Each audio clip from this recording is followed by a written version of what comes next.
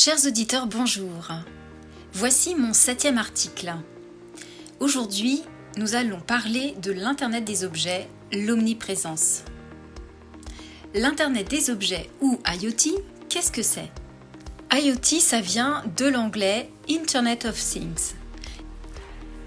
Il s'agit de l'interconnexion entre Internet et des objets, des lieux et des environnements physiques. C'est grâce à cette communication entre les objets qu'on peut extraire des données clés que l'on va collecter et valoriser pour développer des services à haute valeur ajoutée.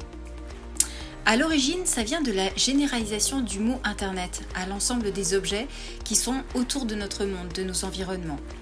Qu'ils soient grand public ou professionnels, tous nos objets deviennent connectés. Quand on parle de l'IoT, on parle d'objets connectés et donc de connexion. Tout dépend du niveau d'intelligence ou du niveau d'autonomie des objets connectés. C'est la raison pour laquelle on a identifié 3 types d'objets. Les objets connectés, intelligents et autonomes.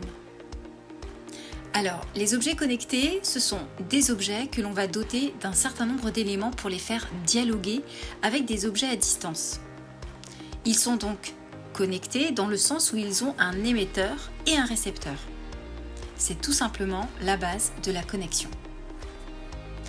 Quand on parle des objets intelligents, ce sont des objets connectés auxquels on va apporter de l'intelligence. De l'intelligence via des microprocesseurs ou bien des semi-conducteurs, des capteurs qui vont capter de la donnée pour l'émettre ou la recevoir. Les objets intelligents sont également dotés de logiciels qui vont traiter cette donnée. C'est le traitement local à l'intérieur de ces objets qui rend ces objets connectés, qui les rend intelligents. Ils apportent de la valeur ajoutée. Quant aux objets autonomes, non seulement on parle des objets qui sont connectés et en plus intelligents, mais en plus ils peuvent analyser leur environnement et prendre des décisions sur cette base d'analyse. Ils deviennent donc alors autonomes. À présent, quel domaine d'application?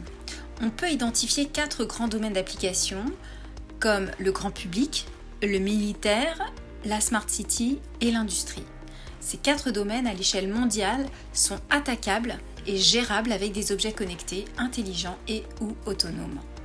Le domaine du grand public, c'est le plus connu. Aujourd'hui, nous avons tous des objets connectés avec nous ou sur nous, comme notre smartphone par exemple. Il est connecté en permanence.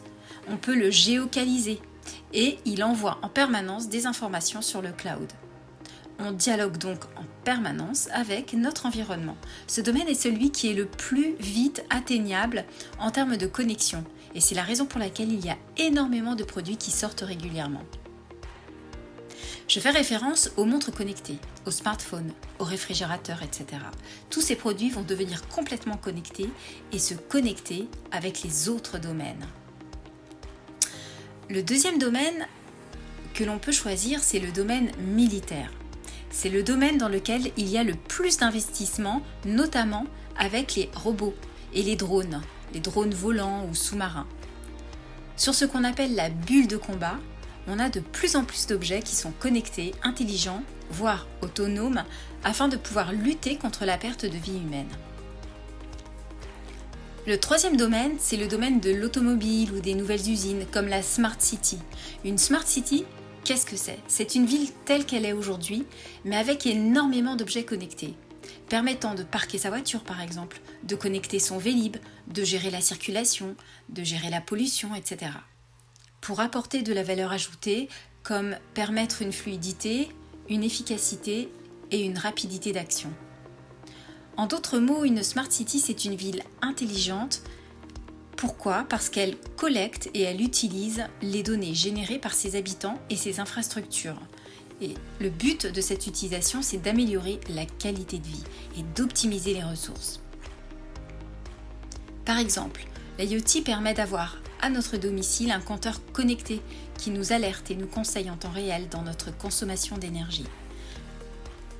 Grâce à des capteurs, notre domicile peut aussi moduler automatiquement la température ou la luminosité en fonction du temps qu'il fait dehors par exemple.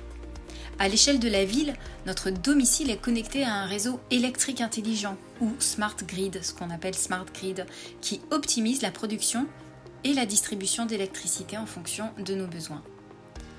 C'est aussi pouvoir se garer en 2 minutes, par exemple, grâce à une appli qui nous indique les places libres les plus proches, ce qui va également avoir un impact direct sur l'engorgement du trafic.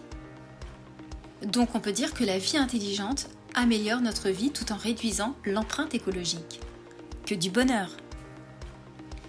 Le 4e domaine, c'est le domaine industriel. Avec le domaine industriel, on rentre dans l'usine avec un certain nombre de machines, de robots ou de cobots.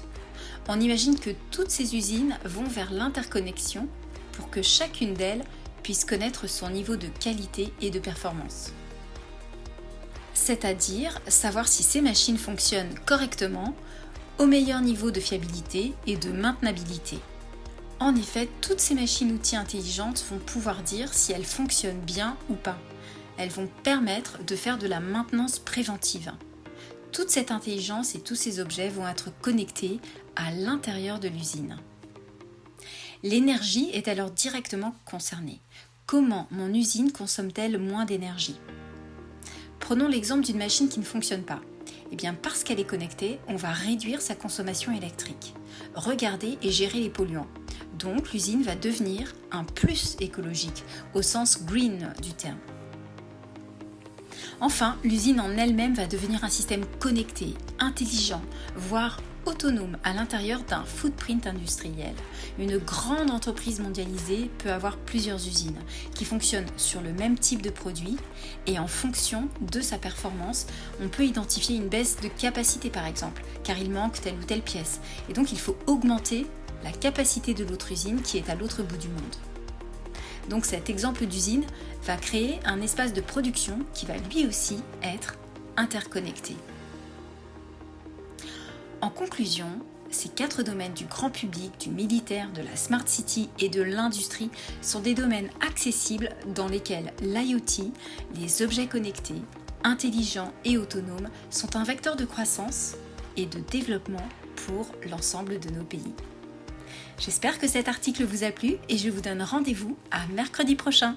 À bientôt!